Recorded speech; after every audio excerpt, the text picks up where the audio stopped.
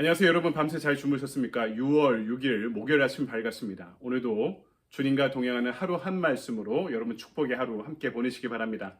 오늘 우리에게 허락하신 말씀은 열왕기하 6장입니다. 1절로부터 7절까지의 말씀을 제가 봉독해 올리겠습니다.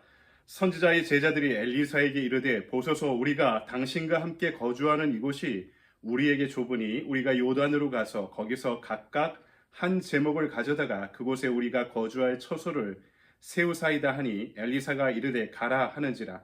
그 하나가 이르되 청하건대 당신도 종들과 함께 하소서 하니, 엘리사가 이르되 내가 가리라 하고 드디어 그들과 함께 가니라. 우리가 요단에 이르러 나무를 베더니 한 사람이 나무를 벨 때에 쇠도끼가 물에 떨어진지라. 이에 외쳐 이르되 내 주여, 이는 빌려온 것이니이다 하니, 하나님의 사람이 이르되 어디 빠졌느냐 하매 그곳을 보이는지라. 엘리사가 나뭇가지를 베어 물에 던져 쇠도끼를 떠오르게 하고 이르되 너는 그것을 집으라 하니, 그 사람이 손을 내밀어 그것을 집으니라. 아멘.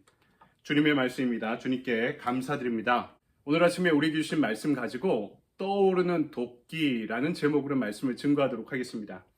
오늘 말씀은 우리에게 선지자 생도들의 희망과 절망을 함께 소개하고 있습니다. 본문을 보니까 고대 이스라엘에 오늘날의 신학교와 비슷한 선지 학교가 있었음을 알 수 있습니다. 일종의 교육기관이죠. 엘리사와 같은 분이 총장 또는 학장과 같이 스승으로 있었으니 얼마나 많은 청년들이 찾아왔겠습니까? 그러니까 신학교가 부흥하게 되었던 것입니다. 그런데 문제는 여기서부터 시작된 거죠. 예상치 않게 선지 생도들이 넘쳐나게 되니까 그들이 거할 집이 부족하게 된 것입니다. 그들이 많아진 게 축복의 결과이면서도 이로 인한 어려움이 그들에게 다가오게 되니까 이 선지 생도들은 어떤 선택을 하게 됩니다. 그것이 무엇입니까? 손에 도끼자루를 잡는 것이었습니다. 자신들의 집을 스스로 짓겠다고 나선 것이죠. 오늘 말씀은 첫 번째로 젊은 선지자 생도들의 희망과 절망이 무엇인지 우리에게 알려주고 있습니다. 이스라엘의 능력 있는 선지자 엘리사에게 많은 제자들이 있었습니다. 어느 날 그들이 찾아와 말하죠. 선생님, 지금 우리가 거하는 처소가 너무 좁습니다. 이제 요단으로 가서 새로운 처소를 짓게 허락해 주십시오. 여러분, 젊은 시절에는 커다란 꿈과 의욕으로 그들의 삶을 시작하죠. 신앙생활을 시작할 때도, 하나님에 대한 첫사랑에 충만할 때도, 주님과 함께하는 인생에 대한 광대한 꿈을 꾸었던 기억이 나십니까? 어쩌면 꿈이라는 것은 우리 인생을 지탱하는 힘일지도 모릅니다. 그래서 하나님도 어떤 사람을 쓰시기 전에 그의 꿈을 사용하시기도 합니다. 하지만 문제는 어떤 꿈을 꾸느냐 하는 것이죠. 예수님은 어떤 꿈을 꾸셨습니까? 아버지 하나님의 주권이 충만한 하나님의 나라가 이 땅에 이루어질 것을 꿈꾸셨습니다. 수많은 신앙의 선조들도 삼위일체 하나님의 영광이 가득한 세상을 꿈꿨습니다. 그런데 오늘 본문에 나온 생도들의 꿈은 무엇입니까? 커다란 집에 대한 꿈이었습니다. 그 집은 그냥 생활만 하는 곳이 아니었습니다. 그것은 훈련받는 신학교였고 하나님을 예배하는 예배당이기도 했습니다. 그러니까 그것을 새로 짓는다 하는 것은 하등 문제될 것이 없었죠. 그런데 문제는 그들에게는 지금 자신들의 종판을 널리 알리고 자신들이 편히 거주할 큰 집이 필요했던 것입니다. 커다란 집에 꿈을 꾼 생도들이 붙잡은 것은 말씀이 아니었습니다. 그들의 손에 든 것은 강력한 도끼날이었습니다. 그들은 나무를 패고 자르고 다듬고 움직이면서 그들의 꿈을 성취해 나갔습니다. 젊은 사람들이 모여서 일을 시작하니까 이 어려움을 극복하고 차근차근 일이 진행되는 모습을 보여서 얼마나 그들이 흥분했겠습니까? 건물의 뼈대가 세워지고 벽체가 세워지고 지붕이 올라가면서 꿈이 현실이 되고 있다라고 그들은 그렇게 벅찬 가슴을 부여잡고 있었을 것입니다. 그런데 그때 문제가 생기고 맙니다. 도끼가 자루에서 날아가 버린 것이죠. 도끼가 날아간 자루를 들고 그 젊은이들은 허망할 수밖에 없었습니다.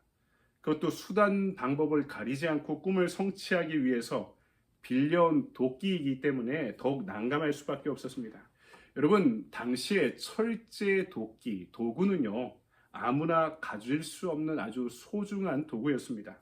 본문에 나온 도끼로 쓰인 히브리어 단어는 바르젤입니다. 쇠, 철강석을 의미하고요. 강한 것을 뜻합니다. 힘을 말하고 있습니다.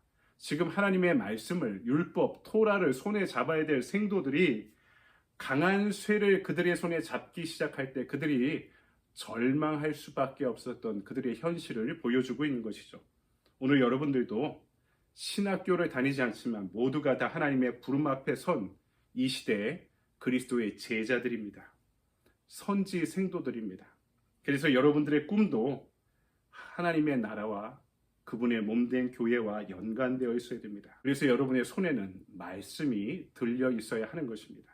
그런데 이 세상에서의 성공이 우리가 살아가는 궁극적인 꿈이 될 때 또 그것을 성취하기 위해서 세상의 강력한 도끼자루를, 도끼날을 우리 손에 쥐기 시작할 때 그 꿈은 허망한 꿈이 되고 그 끝에 남은 절망이 무엇인지를 오늘 말씀 우리에게 미리 알려주고 계시는 것이죠.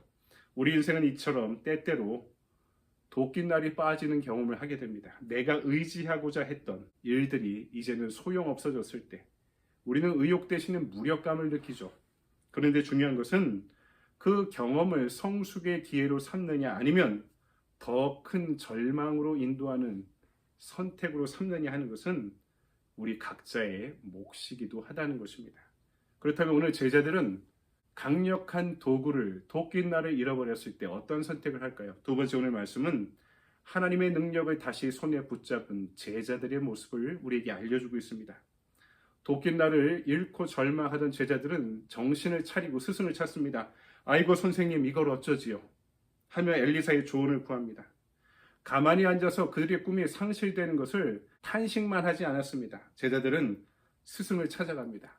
제가 신학대학 다닐 때 구약 주석 방법론 시간에 실제로 이 본문을 가지고 히브리어 본문을 가지고 직접 주석하는 연습을 했었는데 눈여겨볼 것이 있었습니다. 본문에서 엘리사의 명칭이 바뀌고 있었던 점입니다. 그들에게 문제가 없었던 4절까지 제자들은 엘리사를 당신이라고 3인칭 존칭으로 부르고 있었습니다. 도끼날을 잃어버린 5절에서는 내 주여 이렇게 부르고요. 6절에서는 엘리사를 하나님의 사람으로 부르고 있는 이 대목에 우리는 주목해야 됩니다. 도끼날을 잃어버린 제자들, 꿈의 좌절을 맛본 제자들은 엘리사에게 하나님의 능력을 보게 됩니다. 엘리사는 제자들이 보는 앞에서 연약한 나뭇가지를 베어서 그 무거운 도끼를 건져냅니다. 상상이 됩니까? 이 도끼날을 자루에서 빠진 이 무거운 철강석, 이 연못 깊은 곳에 빠져있던 이 쇠덩어리를 연약한 나뭇가지 하나로 건져 올리는 장면을 상상해 보시기 바랍니다.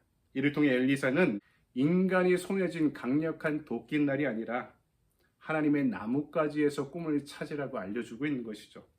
하나님이 주고 계시다면 아무리 연약한 가지라도 인간의 도끼날보다 강하다는 사실을 보여주고 있는 것입니다. 우리도 마찬가지죠. 연약한 나뭇가지와 같이 결핍되고 부족한 존재라도 나와 같은 사람도 하나님의 손에 붙잡힐 때 이 세상의 어떤 사람보다 하나님 안에서 강력한 능력을 갖고 살아갈 수 있는 존재가 될 줄 믿습니다. 오늘 말씀은 제자들이 다시 도끼날을 건져 올리면서 끝을 맺고 있습니다. 주님께서 왜 다시 그들에게 도끼날을 주셨을까요? 이제 그들은 깨달은 거죠. 도끼날이, 이 철강석이 이제 내 인생의 강력한 수단이 되지 않는다는 것을 발견한 것입니다. 그렇죠. 우리가 갖고 있는 삶의 수단들, 도구들, 말 그대로 수단과 도구에 불과한 것입니다. 결코 그것이 우리 삶을 이끌고 지탱하는 삶의 목적이 되어서는 안 됩니다. 이 세상에서 성공하길 원하는 많은 사람들이 저마다 자신들의 도끼날을 손에 쥐고 이 세상을 살아가며 그것을 얻으려고 노력할 때 여러분 그들보다 뒤처져 있다고 조급해하지 마시기 바랍니다. 오히려 하나님의 말씀을 손에 쥐고 헌신하는 이들에게 주시는 영원한 승리와 함께 여러분 이 세상을 살아갈 수 있는 능력을 함께 줄 수 있는 저와 여러분의 하루가 되기를 주님의 이름으로 간절히 축원드립니다. 아멘. 적용의 질문입니다. 내 인생의 꿈을 이루기 위해 오늘 내가 손에 붙잡은 것은 무엇입니까? 세상의 힘보다 하나님의 능력을 얻기 위해 기도합시다. 적용의 질문이며 동시에 액션 플랜이기도 합니다. 하나님의 말씀을 손에 쥐고 내가 쥐고 있는 강력한 도끼날을 인생의 목적이 아니라 그 말씀대로 살아가기 위한 그리고 그 말씀의 목적인 하나님의 나라를 이루기 위한 건축의 도구로 삼을 수 있는 축복의 통로가 된 저와 여러분이 되길 바랍니다. 오늘도 이 말씀 안에 좋은 하루 보내시기 바랍니다. 여러분 감사합니다.